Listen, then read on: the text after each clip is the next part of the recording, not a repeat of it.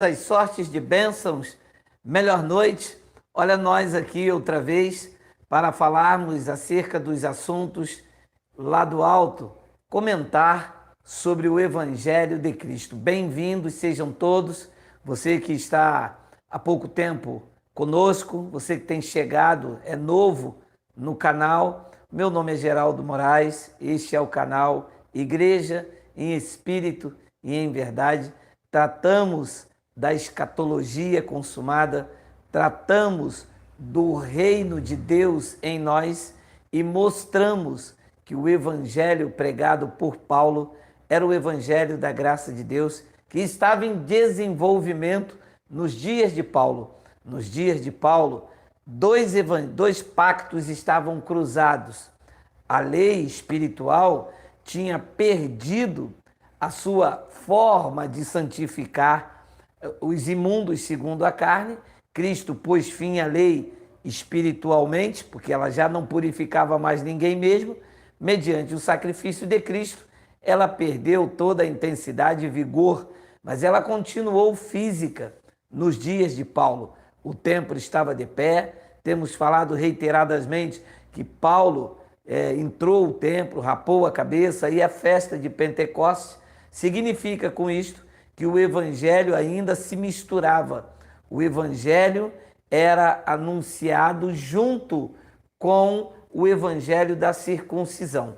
Como o filho do homem, Jesus de Nazaré, o filho do homem era um codinome. Jesus de Nazaré ficou de voltar para julgar Israel.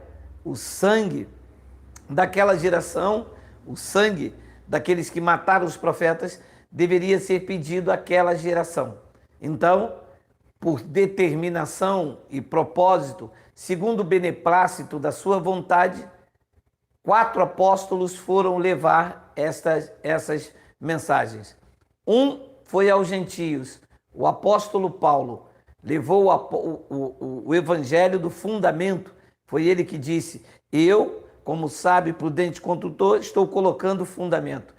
E os demais apóstolos, judeus, foram aos da circuncisão, dizer a eles que o juízo estava próximo, eminente, não passaria daquela geração. Estes apóstolos da circuncisão eram Pedro, Tiago e João. Suas mensagens eram para aqueles dias. Tratava de assunto da igreja do primeiro século da era cristã, aonde o mundo aion, as coisas que deveriam ser removidas, iriam passar. Paulo, então, veio aos gentios trazendo o evangelho da incircuncisão. Estava na incumbência de dizer aos gentios da sua época que sobre eles nenhuma condenação haveria, eles não passariam pelo juízo. Este evangelho de Paulo confrontava com os demais irmãos, não um confronto entre si.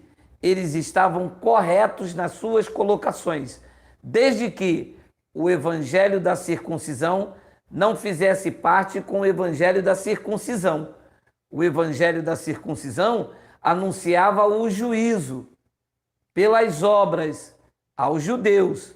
Se entrasse entre os gentios, traria confusão. E o evangelho dos gentios não poderiam entrar no meio dos judeus, iria trazer licenciosidade, não era para eles. Pois bem, os anos se passaram e a igreja tradicional mesclou este ensino, obrigou os gentios a viver como judeus. Aliás, esta foi uma das repreensões de Paulo sobre Pedro. Quando Pedro chegou em Antioquia, em Jerusalém, deixe-me limpar a mente, quando Paulo chegou em Jerusalém, o centro da adoração judaica, ele repreendeu Pedro, porque Pedro, dissimuladamente, estava obrigando os gentios a viverem como os judeus. Como disse, houve uma mesclagem do evangelho da circuncisão misturado com o evangelho da incircuncisão nos nossos dias, no presente século. toda a mensagem fora do entendimento da graça de Deus é uma mensagem mesclada. Ela tem um pouco do Cristo, fala da igreja como a esposa, mas ela traz na sua base doutrinária a lei de Moisés. Ora, se um ministério, um dito pastor, prega um só preceito da lei, todos os pastores estão em pecados. Ué, mas você diz que não há pecado? Se não há lei, não há pecado. Se a lei reviveu o preceito e o pecado está de volta. Foi o que Paulo disse em Romanos. Ora, sem lei o pecado está morto, porque o pecado era a transgressão da lei. Se não há lei entre nós, não há transgressão, não há pecado. Mas se um pastor ele cobra dízimo, ele está colocando a lei. Então ele é obrigado a guardar toda a lei. Então ele se torna um transgressor. Diante de Deus, ele peca. Por quê? Porque ele transgride a lei. E é exatamente isto que é o pecado. Então, quando nós saímos do dito mundo e depois de sofrer, apanhar, andar segundo as nossas paixões, quebrar a cara, o nosso desejo era ter Deus na nossa vida.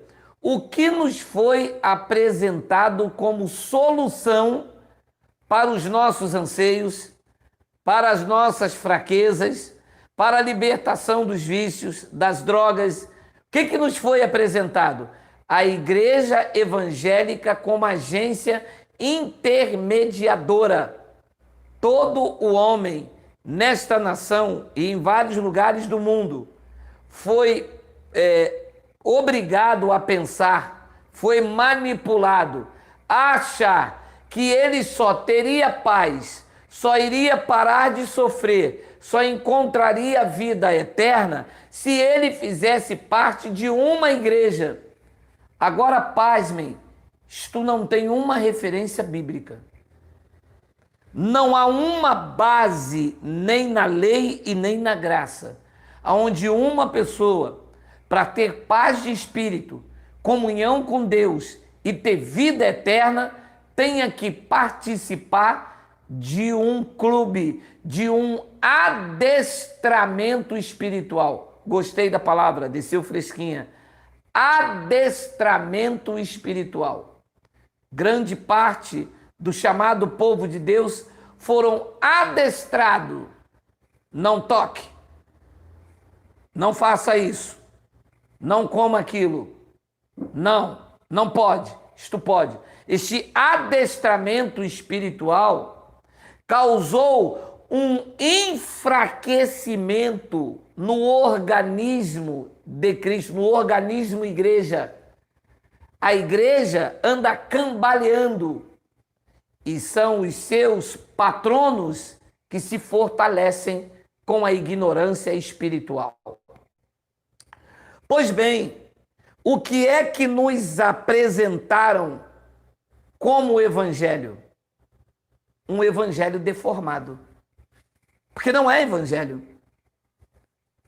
Eu digo com todas as clarezas e com convicções fortes, porque nós apresentamos bases bíblicas. E os seus patronos, que têm as suas posições ameaçadas, dizem: Geraldo não lê textos soltos. Não existe textos soltos. Eu leio texto e contexto. Aliás, os pregadores da graça, e eu vou falar de mim, eu sou um dos poucos pregadores do universo pentecostal, e eu não sou um pentecostal, que coloco o texto no seu contexto cultural, histórico, procuro colocar a ação verbal. Eu nunca vi um pregador ou um teólogo fazer isto. Então, nos apresentaram um evangelho deformado. O que é um evangelho deformado? Deformado ou deformidade é aquilo que perdeu a sua forma original, sofreu uma mudança para pior, tornou feio, desfigurado. O evangelho que foi apresentado a nós no início da nossa caminhada era um evangelho feio, com Deus mau, com Deus carrasco, que só enriquecia os pastores. Os pastores vivem muito bem nesta nação, enquanto o povo tem que tomar conta de idoso, fazer faxina, pegar ônibus cheio, acordar muito cedo para ir trabalhar, porque eles, como fiscais da receita salarial, exigem 10% sobre coação e sobre ameaça. Este é um evangelho deformado, porque evangelho não tem nada a ver com essa obrigatoriedade, não tem nada a ver com esta ladroagem, com esse enriquecimento ilícito. O dono da igreja, nos dias de sua carne, quando enviava os apóstolos, dizia: vocês não levam prata, não levem ouro. Vocês não devem ajuntar tesouros na terra, aonde o ladrão rouba e aonde a traça corrói. Evangelho não tem nada a ver com esta manipulação, com este adestramento espiritual, com esta cegueira, com este tapar de olhos. Evangelho, no início, foi, como disse, para testemunhar da ressurreição e avisar o juízo que estava por vir. Paulo chegou a dizer que ele estava ali como trombetas claras. Os sacerdotes usavam para anunciar o juízo, e eles estavam dizendo: o juiz está à porta, eis que ele vem sem demora. A igreja, então, se utilizou de uma teologia às avessas, aonde os interesses estavam voltados para os cofres, aonde suas posições ficava como um status. É isso que o evangelho foi apresentado. Evangelho deformado. Eu estou aqui na tela com um texto e eu vou me utilizar desta frase. Este texto usado por Paulo, comunicando com a igreja de Roma, Romanos capítulo 1, versículo 25, o seu texto e o contexto diz respeito à depravação humana, não diz respeito ao assunto que estou discorrendo. Eu vou apenas me utilizar desta frase porque eu entendi que ela se encaixa perfeitamente no argumento por mim apresentado. Mas o texto fala da depravação humana e do severo castigo de Deus, porque disse aqui em uma das falas que Deus entregou tais homens à imundícia para desonrar os seus corpos entre si. Mas há uma frase aqui que eu quero me utilizar dela. Romanos capítulo 1, versículo 25. Disse Paulo: pois eles mudaram a verdade de Deus em mentira, adorando e servindo a criatura em lugar do Criador, o qual é bendito eternamente. E disse Paulo: amém. Então veja, esse texto que no seu contexto trata da depravação humana, será muito bem utilizada para mim no argumento que eu estou discorrendo com os senhores esta noite. Diz ali que as pessoas que foram sentenciadas, entregue a dissoluções, as impurezas, para desonrar os seus corpos, eles foram penalizados por Deus porque eles mudaram a verdade de Deus em mentira. Eu acredito que a maior penalidade para esses homens será quando o povo da graça de Deus se unir e colocar eles no lugar deles. Porque eles vão prevalecendo, porque o povo da graça de Deus está lutando entre si. O povo da graça de Deus, ao invés de respeitar a esfera de ação de cada um, ao invés de se unir e se fortalecer, fica querendo se levantar contra aquele irmão que prega lá em São Paulo. O outro quer se levantar contra aquele irmão lá de Roraima. o outro abre um canal, prega a graça também, mas discorda um do outro. Mas o sistema não faz isso. O sistema é cada um por si e Deus contra eles. Mas eles vão aí avançando e crescendo a cada dia. Então diz o texto que eles mudaram a verdade de Deus em mentira. E é por isso que eu digo que esta frase será bem e está sendo bem utilizado para mim naquilo que eu estou discorrendo. Porque o evangelho deformado, apresentado pelo sistema doutrinal, mudou a verdade de Deus em mentira. Hoje, quando você diz a um pregador pentecostal, quando você diz que o dízimo não deve ser pregado, ele defende isso de unhas e dentes. Diz que você não tem hermenêutica, que você não tem exegese, mas eles nunca apresentaram a hermenêutica de Malaquias 3:10. Dizem que eu prego o texto sem contexto, mas foram eles que pregaram só o texto de Malaquias 3:10 e foram eles que nunca apresentaram o texto e o contexto. E agora, quando nós ousadamente encurralamos os cães e colocamos nas coleiras, eles vêm dizer, você não prega texto nem contexto. Quem não prega foram eles, que mudaram a verdade de Deus em mentira, que sempre pegaram textos isolados. Está aí uma falácia do sistema religioso, um jargão, o diabo veio matar, roubar e destruir. Este jargão é de quem? Do povo que prega a graça de Deus? Ou é do sistema religioso que falou isso a vida inteira e a graça veio e desmistificou, mostrando que o ladrão ali não era o diabo? Eles são tão ousados em mudar a verdade de Deus em mentira que eles não falam nem mais ladrão. Eles dizem o diabo vem para matar, roubar e destruir. Por quê? Porque mudaram a verdade de Deus em mentira. E depois de falar tantas vezes uma mentira, ela se tornou verdade. E quando você vem com a verdade do Evangelho para libertar as vidas, o caminho da graça está infamado, porque eles assim o fizeram. Infelizmente, os seus patronos estão aí defendendo os seus status. E quando você coloca eles no lugar deles, que é na coleira, quando vocês dizem sit, sabe o que eles dizem? Eu estudo a Bíblia há 30 anos, eu sou pregador, eu sempre estudei a Bíblia. Você estudou a Bíblia ao seu bel prazer, para mandar nas pessoas. O fundamento cristão jamais foi colocado para homens governar a igreja de Cristo. Cristo não correria esse risco de dar a egos infrados, a homens carnais, a detenção da revelação divina. O fundamento consiste em uma liberdade em Cristo que quebra as algemas sem a obrigatoriedade de cumprir tarefas nesses lugares denominados igrejas para satisfazer e inflar o ego dos pastores. Não, isso não é viver novidade de vida.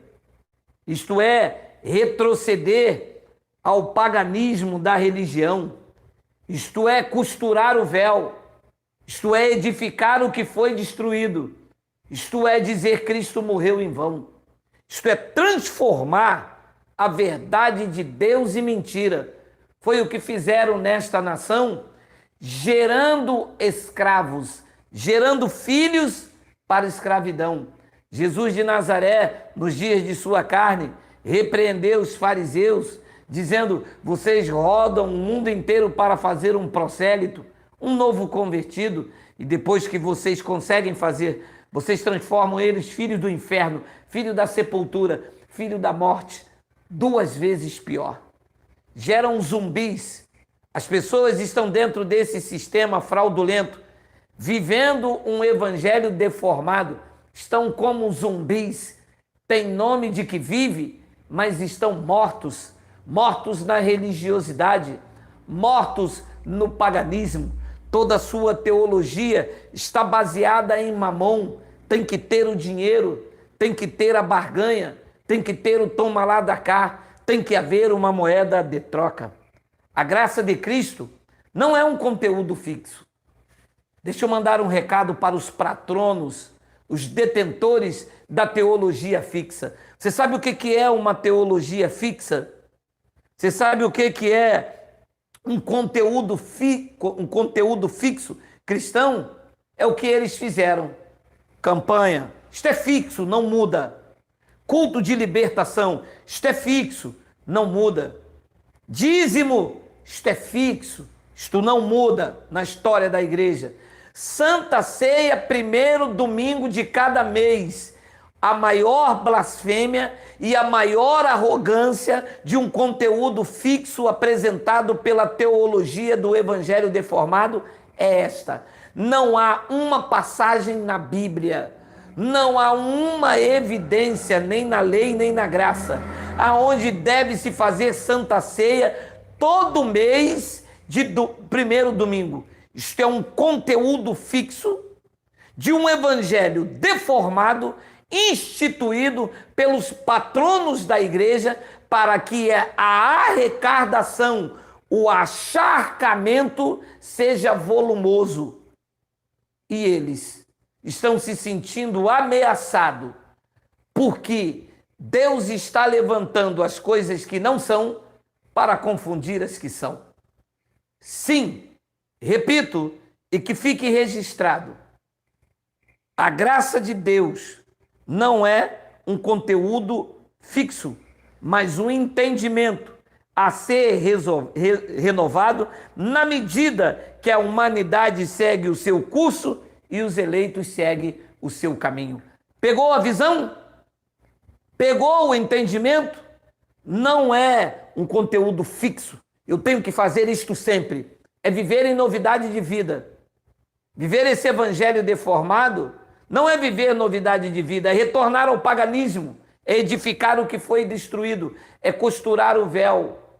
E Cristo não deu esta autoridade a homens de egos inflados, de serem detentores de uma teologia que mais causou deformidade do que esclarecimento para os eleitos.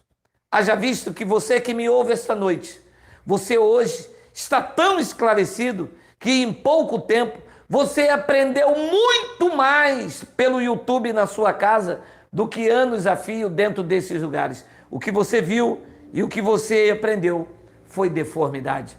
Porque ao invés de iluminar os nossos olhos, eles cegaram, engessaram a nossa mente. E o texto diz: pois eles mudaram a verdade de Deus em mentira. Leia: adorando e servindo a criatura em lugar do Criador. O pastor, ele é mais reverenciado e mais adorado do que o próprio Deus. Você pode abrir o Evangelho, que é a boca de Deus que revelou-se aos eleitos. Você pode abrir o Evangelho, mas como o pastor disse lá, que é heresia, eles não aceitam. Eles só vão entender a graça de Deus se pela graça divina um pastor desse, depois de Deus bater neles com a verdade, eles se renderem à graça e pregar lá no púlpito. Aí, possivelmente, alguém se rende ao Evangelho. Eu dou graças a Deus, porque eu fui um pastor pentecostal. Dou graças a Deus, porque eu tinha salário da igreja. Dou graças a Deus, porque eu defendi as placas. Eu preguei muito dízimo. Eu ministrava a Santa Ceia. Eu tinha salário. Eu vivia da obra da igreja. Eu tinha gasolina paga. Eu tinha status. Mas um dia, o Evangelho de Cristo, o Evangelho e não essa deformidade, esta coisa feia, esta coisa ridícula, que só alimentava um lado, a corda só engordava para cá. Um dia, o Evangelho dilacerou a minha alma e eu fui desarmado. Eu entendi que eu pregava um dízimo que nunca chegou na mão de Deus e que ele nunca mandou pregar, mas me gerava benefícios e receitas, e eu defendia isso de unhas e dentes. Campanhas, preguei muitas. Menti, profecia da mentira, da carne, iludi, falsas promessas, culto de fim do ano, oração, dava óleo, consagrei várias coisas no monte, fiz bruxaria, feitiçaria em nome de Deus, mas eu despertei. A palavra de Paulo aos Efésios ecoou no meu espírito quando disse: desperta, ó tu que dormes, levanta-te desta deformidade, desta fraude espiritual, desperta desse engessamento espiritual, desse adestramento. Era assim que eu me via, adestrando os ignorantes espirituais, dizendo: senta, agora toca no teu irmão e diz aí, a vitória é nossa. Levanta agora, senta, olha a reverência, vamos louvar, bate palma, levanta a mão, olha a chave da vitória, segura aí, olha o anjo passando aí. Tudo isso faz parte de um adestramento espiritual, de um conteúdo fixo para engessar, causar entorpecimento na vida daqueles que ainda não entenderam que a graça de Cristo é viver novidade de vida. E é por isso que este canal tem enfrentado ataques, tem enfrentado os cães babando, tem enfrentado os pulguentos, mas nós vamos sobreviver, porque quem nos trouxe até aqui nos levará a estradas com perigos de salteadores, com perigos dos feiticeiros, dos bruxos, dos quais um dia eu fui um também. Mas a graça de Cristo me alcançou. Eu tomei vergonha na cara. Eu parei de ser um adestrador espiritual e me tornei um homem em Cristo. Não defendo placas, não ostento títulos, não tenho igreja, não dou carteirinha de membro, não cobro dízimo, não faço campanha, não dou pão e não dou suco. O alimento aqui é servido pelo próprio Cristo e ele é espiritual. Tem te feito bem, tem te alimentado e tem colocado eu e você como membros e Cristo como cabeça.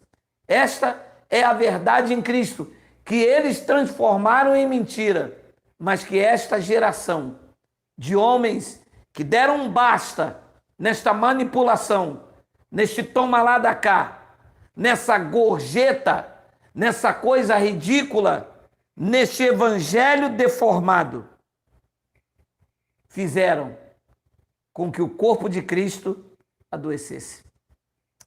Eu vou ler o que Paulo disse em Gálatas, que é um clássico entre a graça de Deus. Disse Paulo aos Gálatas, que era um grupo de pessoas que conheceram a pureza da graça de Deus. Eles eram a nata do evangelho, eles não conheceram outra palavra. Foram gerados na graça de Cristo. E Paulo foi ali, desculpa o termo, Paulo foi fazer uma viagem. Paulo foi ver como andava a fé dos irmãos. E quando Paulo retorna a esses irmãos na Galácia, eles tinham deixado o evangelho de Cristo e tinham aceitado a deformidade. Tinham deixado o propósito original, que era apresentado a eles como Cristo, a suficiência, como a graça de Deus e não a circuncisão, como um fardo leve e não um jugo de escravidão.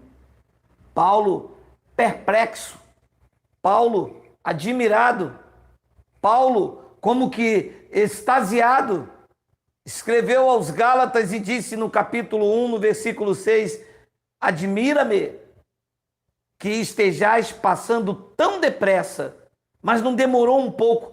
Eu só fui ali. Foi uma viagem rápida.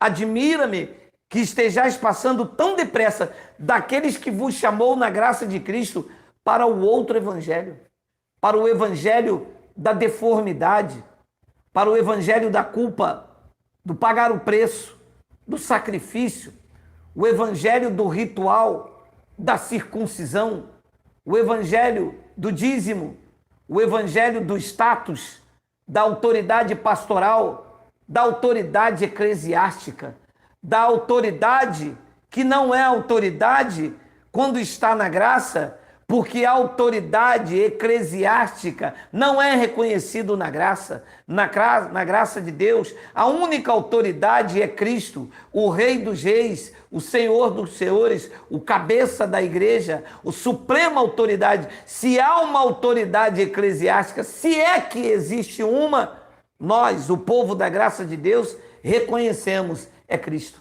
Ele é autoridade sobre nós. Paulo disse aos Gálatas, vocês foram chamados na graça.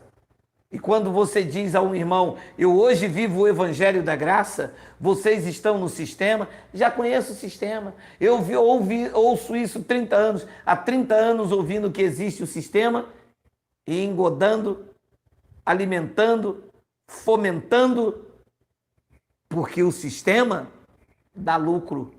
Só que esse lucro eu considerei como esterco, eu considerei como perda este lucro que o sistema também já me deu como pastor, mas não alimentava o meu espírito. O que o sistema me dava até entrava no meu bolso, mas me causava dores de parto, era a expressão usada por Paulo a esta igreja dos Gálatas.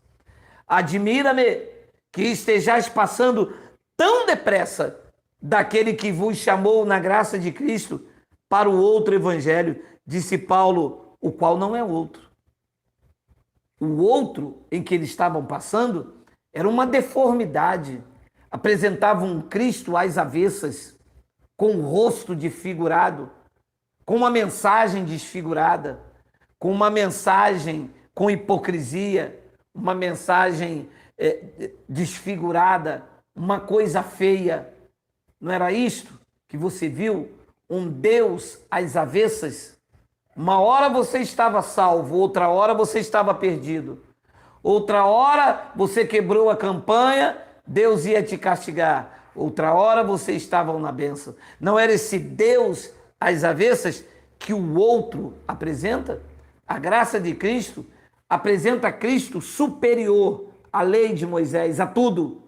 E apresenta você aperfeiçoado nele, porque a graça dele te basta. Em Cristo, pregou Paulo e prego eu, porque Paulo, o Espírito que estava em Paulo, Paulo era o nome da matéria. Acabou. Paulo não é Deus. Paulo era um ser humano igual a mim, igual a você, em que tinha um espírito imbuído da autoridade de Deus para pregar os gentios de sua época. Disse Paulo na sua época, diz Geraldo na minha geração. Em Cristo, vocês estão aperfeiçoados, porque Ele é o cabeça da igreja. Esta é a mensagem do Evangelho da graça de Deus. Esta mensagem, eles não vão transformar em mentira. Eles ocultaram, mas coube a Deus nos revelar esta graça. A graça que eles rejeitaram, a graça que eles ocultaram, é a graça que nós estamos vivendo e vivendo muito bem. Livres da religião, vivificados e transformados, regenerados, estamos seguros, tranquilos e sem temor do mal. Paulo disse, o qual não é outro, senão que há alguns que vos perturbam e querem perverter o evangelho de Cristo. Querem deturpar, quer tornar feio, quer tornar desfigurado, quer deformar. Esta deformidade tirou Cristo do centro da igreja, o organismo, e colocou o homem no centro da igreja, organização. Eu vou repetir, esta deformidade do sistema doutrinal evangélico tirou Cristo do centro da igreja, organismo, vidas. E esta deformidade colocou o homem no meio da organização da igreja Paredes, com os seus estatutos, com as suas regras, com os seus dogmas, com as suas convenções, com os seus rituais, os seus paganismos, as suas velas, os seus lenços, as suas campanhas, e colocou o homem como força mediadora entre os adestrados espirituais. É esta palavra que eu queria compartilhar com vocês. Um evangelho deformado. Saímos dele, fomos retirados por Cristo. E não estamos apresentados à igreja de A e B e C. Nós não temos pastor humano sobre a nossa vida e não devemos satisfações a homem nenhum. Nós servimos a Cristo, o Rei dos Reis e o Senhor dos Senhores. E eu tenho este orgulho santo de pertencer a Cristo. Doa quem doer, goste quem gostar. A bandeira que eu defendo é a bandeira de Cristo. O meu pastor é Cristo, o ressuscitado. Que esta palavra chegue até você, lhe encorajando. Saia desta deformidade. Saia deste conteúdo fixo. Este conteúdo fixo. Campanha hoje, campanha amanhã, campanha depois. Não muda? Não muda. 30 anos, me disse um fedorento, que eu estou na igreja. 30 anos debaixo de um conteúdo fixo. Mas a graça de Deus não é um conteúdo fixo. A graça de Deus é um entendimento a ser renovado na medida em que a humanidade segue o seu curso e os eleitos seguem o seu caminho. Pegou a visão? É isto que deve ser feito. Viver em novidade de vida e não na caducidade da letra. Estamos reinando em vida e em perfeita vitória. Somos a Jerusalém celestial. Somos da livre. Estamos em Cristo, guardando a unidade do Espírito no vínculo da paz. Vou terminando por aqui. A você que é novo, o meu nome é Geraldo Moraes. Um grande e caloroso abraço. Amanhã tem uma palavra de sabedoria. Tire os meninos da sala, porque é tenso. Como diz o meu filho Miguel. Deixa eu mandar um recado aí para uns abençoados. O Miguel Ângelo, que se reúne conosco aqui, que tem um canal Metanoia da Graça, que tem o Facebook, ele não é o nosso filho. O nosso filho Miguel é outro, é um jovem de 15 anos, tá bom? Porque algumas pessoas ligam para cá dizendo, Miguel, teu filho me perseguiu. Não, meu filho não persegue nem pipa. O negócio do meu filho é estudar, fazer um bom curso, se formar, para não ter que se envolver com essa religião, com esse evangelho deformado. E graças a Deus. Vou ficando por aqui. Amanhã, olha, Maratona da Graça amanhã, 5h20, manhã de confissão, tá uma bênção. 8h da manhã, eu, Geraldo Moraes e Jaqueline Moraes, Graça Sem Retoque ao vivo. E às 20h, uma palavra para quebrar focinho, tá bom? Fique em Cristo, como estais em Cristo, porque uma vez em Cristo para sempre. Receba o meu abraço, o meu caloroso carinho, assim é, até amanhã, querendo o Pai.